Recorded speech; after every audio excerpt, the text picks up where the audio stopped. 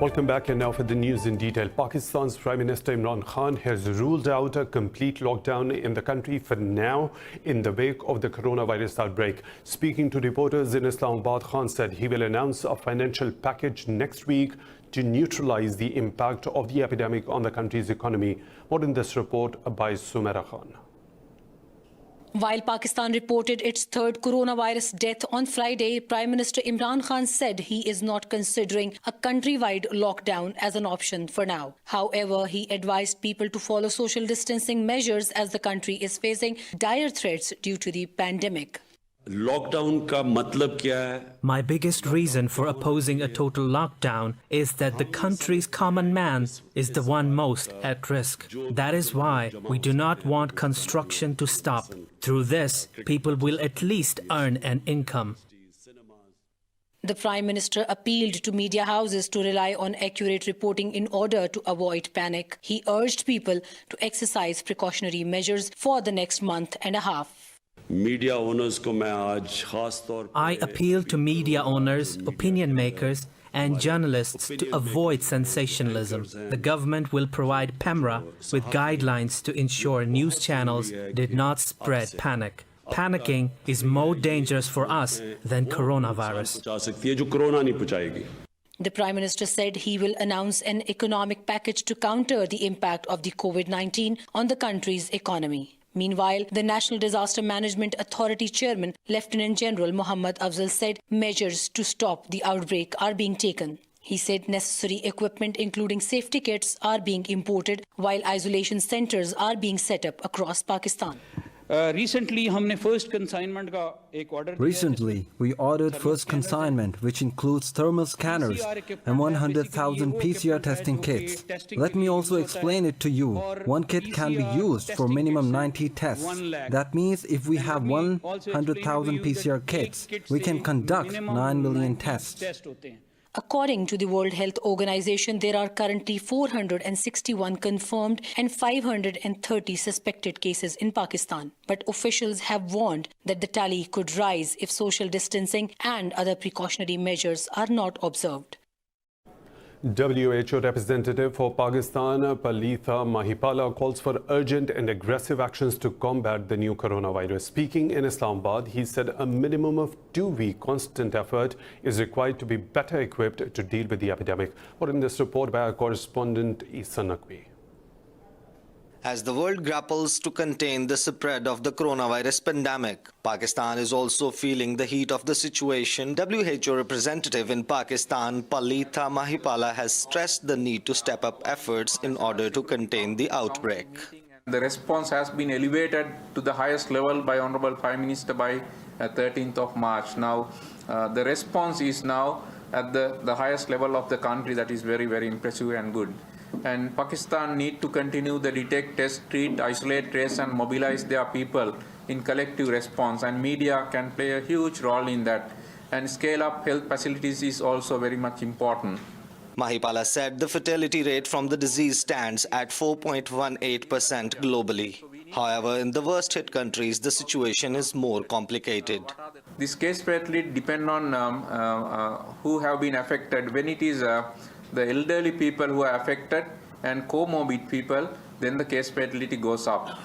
Therefore, the countries where demography is subjected to more transition and there's maturity where number of elderly people are high, then case fatality can go up. The WHO representatives also said that there is no evidence of an effective medicine for the coronavirus patients. While clinical testing of various vaccines and medicines is being done across the world, he advised people to take extra care during this period. Reporting for Indus News, Isa Naqvi, Islamabad. Pakistan's Prime Minister Imran Khan has called for the lifting of sanctions on Iran amid the coronavirus pandemic. Speaking in Islamabad, Khan said it is very unjust they are dealing with such a large outbreak on one side, and on the other they are facing international sanctions. Khan's comments came after Iran's supreme leader Ayatollah Ali Khamenei said US sanctions have forced the country to become self-sufficient. The coronavirus outbreak has killed 1,433 in Iran, with 1,237 more cases confirmed over the past 24 hours. Nearly 20,000 people are now known to have been infected in Iran. In a related development, the US says it is giving Pakistan $1 million to fight the new coronavirus pandemic. Deputy Assistant Secretary of State for South and Central Asian Affairs, Alice Wells, says the US and Pakistan are long-standing partners. She said the funding under USAID program will bolster monitoring and rapid response against coronavirus. Wells said this aid is an initial amount. She said over 100 US-trained Pakistani medics are investigating COVID-19 cases in the northern Gilgit-Baltistan region and Punjab province. Deaths from the new coronavirus have surged past 10,000 worldwide. There are more than 250,000 confirmed cases globally, while over 89,000 people have recovered. The coronavirus outbreak has been keeping the world on edge since it was first reported in November last year. Spain has become the fourth country to register more than 1,000 deaths after China, Italy and Iran. The number of registered cases in Spain rose to 19,980 on Friday. French President Emmanuel Macron said the country is only at the beginning of the crisis. Health authorities in France reported 108 new deaths from the coronavirus yesterday, taking the death toll to 372. Germany's biggest state, Bavaria, has become the first to order the lockdown, with the number of the cases rising by 2,958 overnight to 13,957. The number of fatalities in Germany rose by 11 to a total of 31 so far. However, China has reported no new domestic cases for the second consecutive day, offering some hope to the world to curb the disease.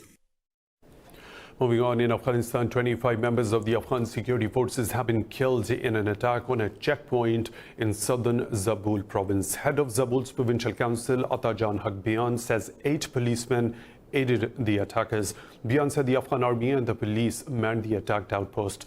He alleged that the attackers had connections to the Taliban. Zabul governor says the police infiltrators opened fire on security forces while they were asleep. The raid comes a day after Afghan Defense Minister Asadullah Khalid said the forces were switching from defensive to active status against the militants. Meanwhile, Kabul has asked the Taliban to commit to a ceasefire to help tackle the novel coronavirus pandemic in Afghanistan. Defense Minister Asadullah Khalid says it will be in the best interest of the country to let the government focus on public health. Khalid warned that the security forces will respond to continued insurgent attacks. He said a ceasefire will help prevent the spread of the disease and treat people in the country. Health officials have confirmed 22 infection cases, but only about 300 people have been tested in the country of some 35 million people. Turkey says it is not withdrawing troops from Syria's de-escalation zone of Idlib. The defense ministry said only planned deployment and distribution of forces in northwestern Syria is being done. It said all the decisions taken under the Moscow-Ankara deal are being implemented with utmost care.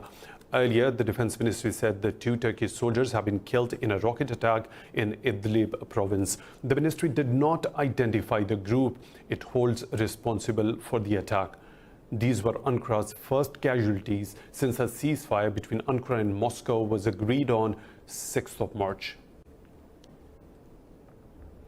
The UN's Libya mission has condemned a suspected attack by LNA forces that killed 9 people in the country's west. The shelling follows the international pleas for a humanitarian truce to help fight against the coronavirus. In a statement, the mission said 4 girls between the ages of 14 to 20 were among those killed in the attack in Anzara. The mission said they were killed during indiscriminate shelling on a civilian neighborhood. Fighting between the Government of National Accord Forces and Haftar militia have resumed since Tuesday. Libya has not yet confirmed any cases of the coronavirus yet, but the country's Center for Disease Control and the World Health Organization have warned that it lacks testing capacity and is not prepared for an outbreak. Yemen's Houthi rebels claim they have intercepted several warplanes belonging to the government coalition in Marib Governorate. Houthi spokesperson Yahya Sarai says the air defense systems confronted a combat formation over Surwa district. Sarai said warplanes were forced to leave before carrying out any hostilities. He said the domestically built Fatah 1 surface-to-air missile defense system was used in the operation. Yemen has been entangled in violence since 2014 after Houthi rebels overran much of the country, including the capital Sana'a. The UN says tens of thousands of Yemenis have been killed since then, while another 14 million are at a risk of starvation. In Israel, hundreds of people have protested outside the parliament against Prime Minister Benjamin Netanyahu for exploiting the coronavirus crisis. The demonstrators accused Netanyahu of taking advantage of the pandemic to solidify his power. In recent days, Netanyahu and his surrogates have shut down Israel's court system in advance of his trial on corruption charges. They are using phone surveillance technology on the public and have adjourned parliament until next week. The demonstrators defied restrictions on large gatherings to record their protest. They said Netanyahu has undermined Israel's democratic foundations. The protesters chanted "No to dictatorship," "Democracy in danger," and called Netanyahu the crime minister. Police say they have arrested 3 people for violating a ban on gatherings of more than 10 people. 30 soldiers have been killed and 5 others wounded in a suspected militant attack in north of Mali. It is the deadliest attack on the Malian army in 4 months. The army says the attack took place at a military camp in Tarkint, north of Gao. Other than today's attack, in 2 months, militants have killed 9 soldiers and injured 15 in multiple assaults. In November, 50 Malian soldiers were killed in a similar attack on a military post in the northeast. President Ibrahim Boubacar Keïta says his government is seeking talks with the extremist groups to end the insurgency engulfing the country since 2012.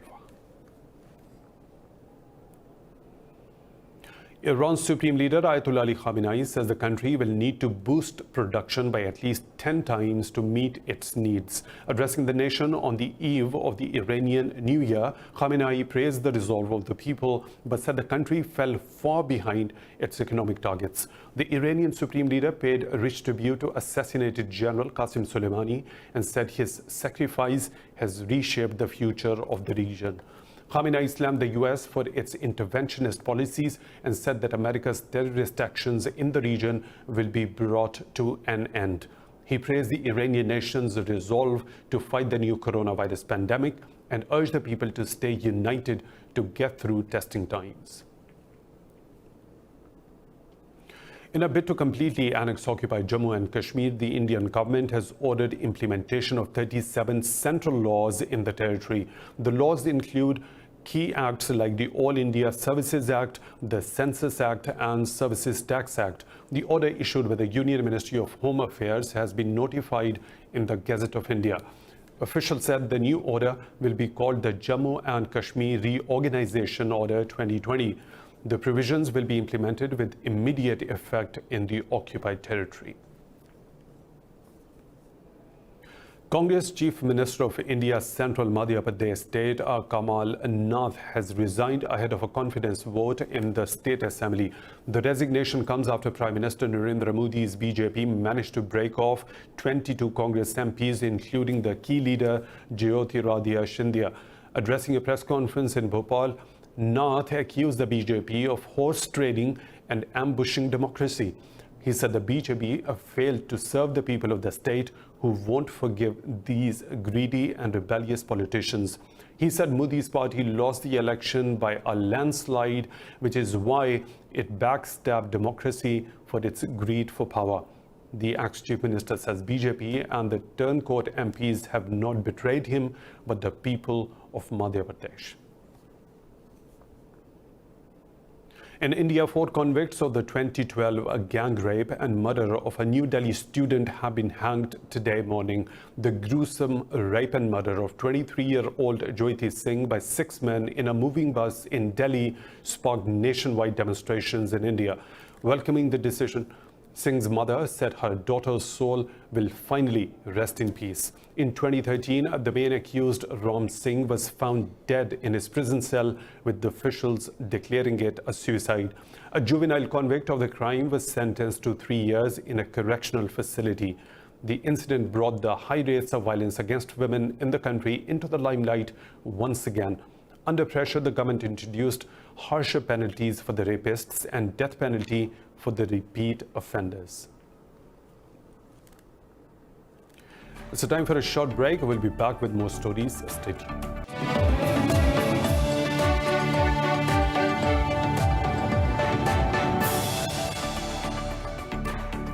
Welcome back. The U.S. Defense Department says it has successfully tested an unarmed hypersonic missile. The weapon has the potential to overwhelm an adversary's defense systems. The Pentagon said a test missile flew at hypersonic speeds, more than 5 times the speed of sound, to a designated impact point. Official said the U.S. is now ready to move to the next phase towards fielding a hypersonic strike capability.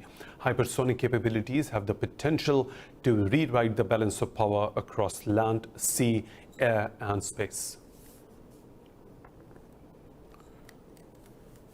The latest round of talks between Seoul and Washington over cost-sharing of U.S. forces stationed in South Korea has failed. Seoul's top negotiator Jong Eun-bo and his U.S. counterpart James DeHart met in Los Angeles from Tuesday through Thursday to reach a deal, but they failed to find common ground despite prolonged discussions.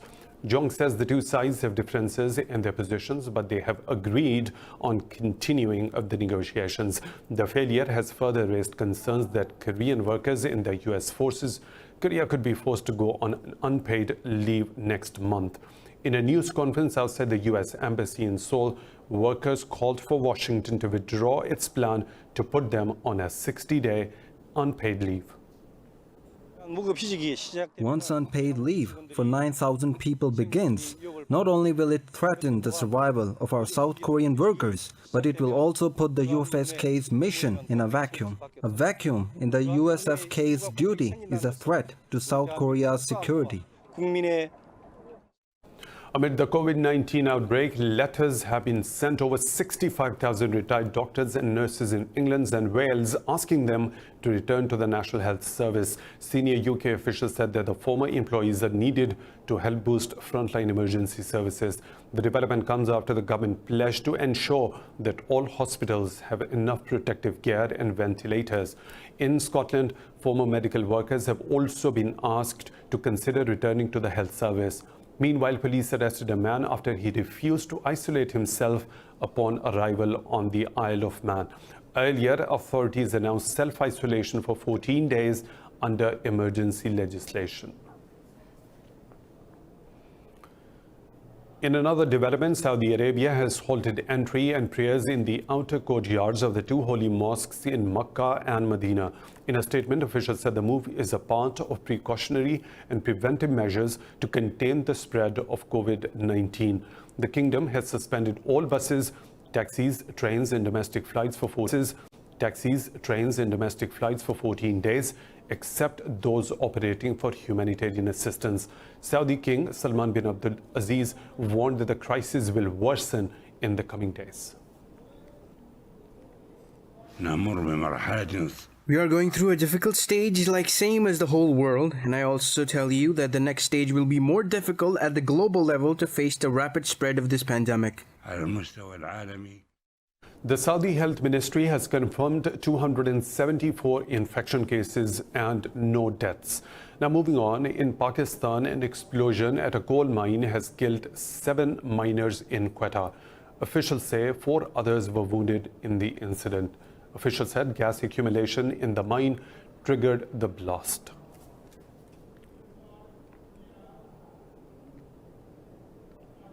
Extreme floods in Ecuador's Amazon has left hundreds homeless in the indigenous communities by the Bobonoza River. Indigenous communities say government agencies are using public funds for combating coronavirus. They say they have been left exposed and vulnerable to the effects of climate change.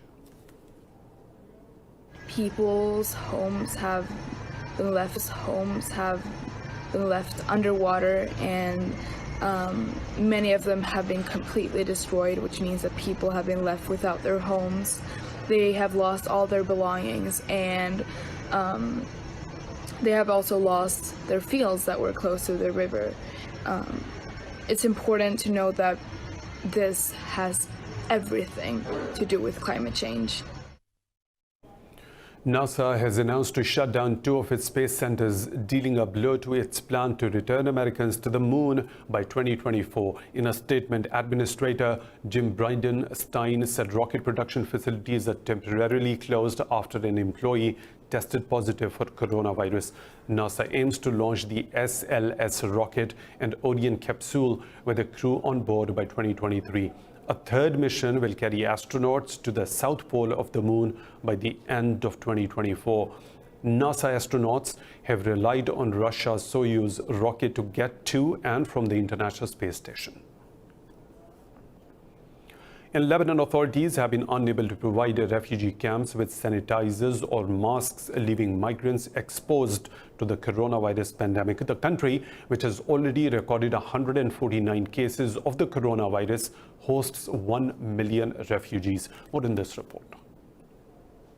Ever since the coronavirus pandemic reached Lebanon, Syrian refugee Mohammed al-Bakhas has been doing his best to protect his family. He tries to keep their camp as sanitary as possible, but hasn't received any cleaning gear other than a single bar of soap. He has appealed to the UN for help.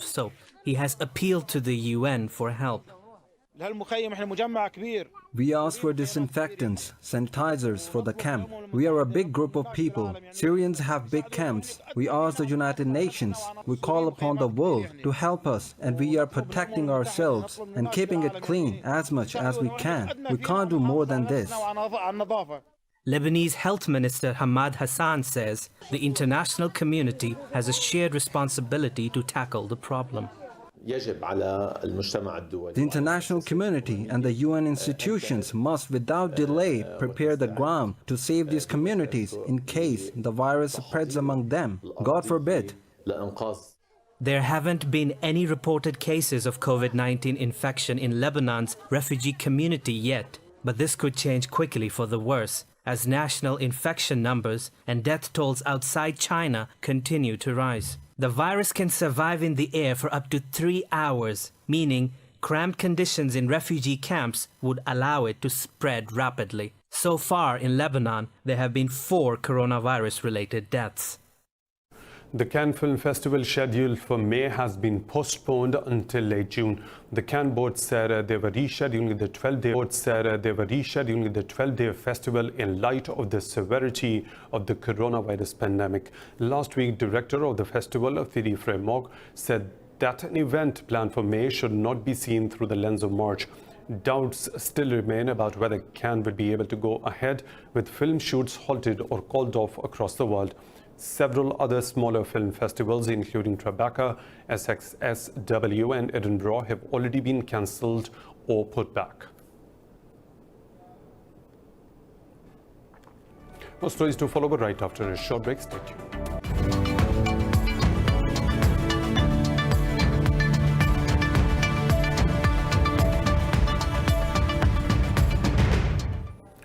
The Bank of England has slashed interest rate to a historic low of near zero in its 325-year history.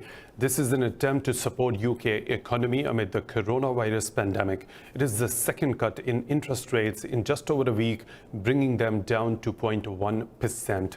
The bank said it will also increase its holdings and buy back corporate bonds worth $200 billion in an effort to ease liquidity.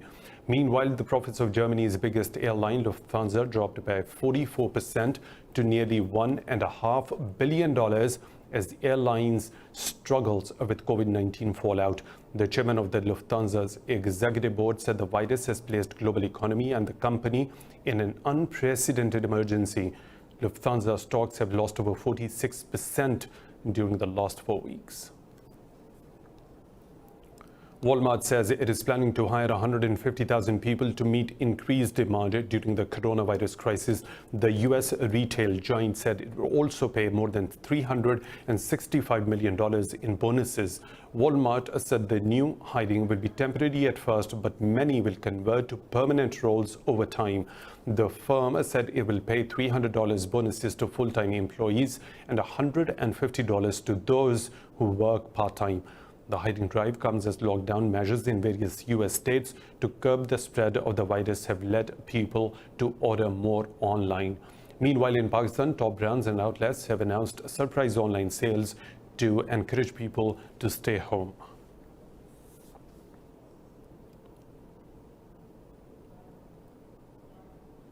Wall Street stocks have risen after markets tried to stage a second successive gain despite mounting economic toll from the coronavirus outbreak. The rally comes after central banks around the world announced huge injections of funds into the financial markets. The surge in the stocks of tech heavyweights Microsoft and Intel boosted Nasdaq Composite. The indices of S&P 500 and Dow Jones Industrial Average also traded on high notes.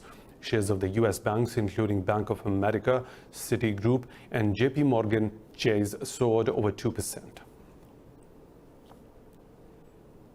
After a volatile week, European markets have bounced amid massive global stimulus measures. Regions' stocks have picked up a fresh rally despite liquidity crunch and trembling sentiments.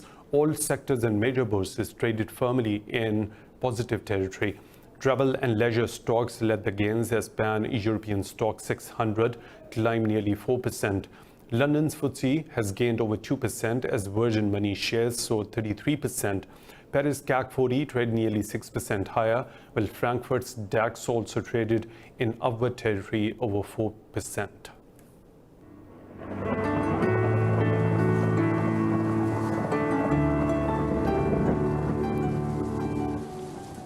Another weather situation from around the globe.